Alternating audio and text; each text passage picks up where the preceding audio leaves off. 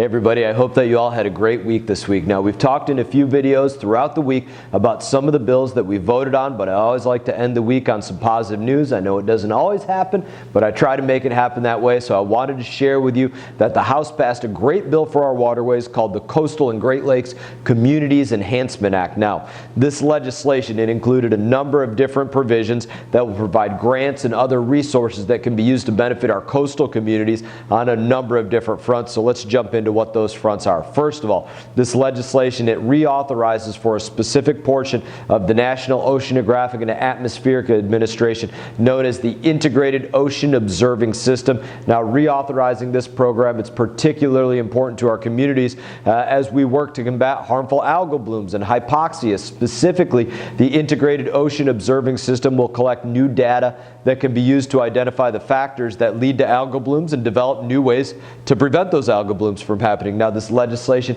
it also establishes and authorizes a new program called the Living Shoreline Grant Program.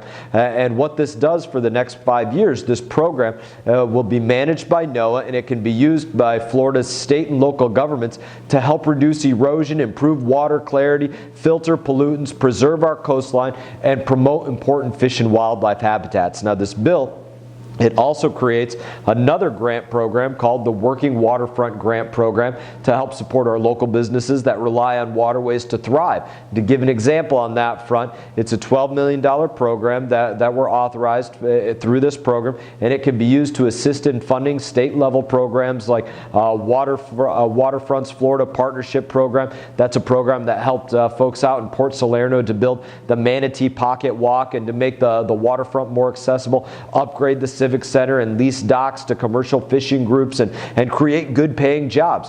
This funding, it's also important because it's going to help preserve our waterfronts and support local businesses that rely on our ports, our marinas, our fishing docks in order to thrive. Now, these businesses, they're the lifeblood of our economy and include everything from fishing to boating to tubing and diving and even eating at the restaurants on the waterfront. Now, finally, this bill, it also includes grant funding to help improve coastal resiliency in the face of everything that we have going on along our coast and with our fish habitats. It does this by encouraging states to establish a plan to go out there that will provide grants to assist with monitoring, protecting, mitigating the risks and impacts to our infrastructure and water quality as we see everything going on across our state.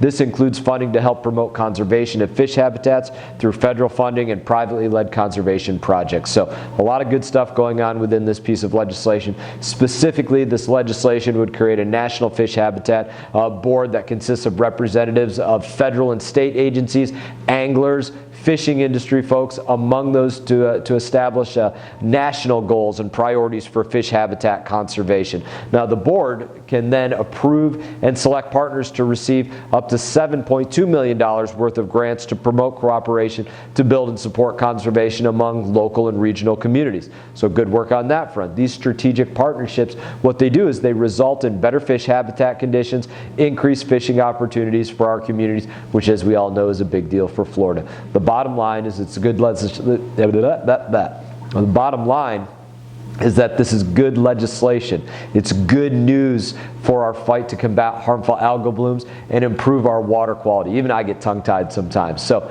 I'm confident that with the help of these new grant programs that will continue to make great progress and promote healthier ecosystems, revitalize our waterfront economy, and protect our shorelines for generations to come. Always the fight that we're working on as we look at the lifeblood of our community. So on that note, I hope that you all have a great weekend ahead. As always, it is an honor to represent you here in Washington, D.C., and I look forward to seeing you all around town. I wish you all the best.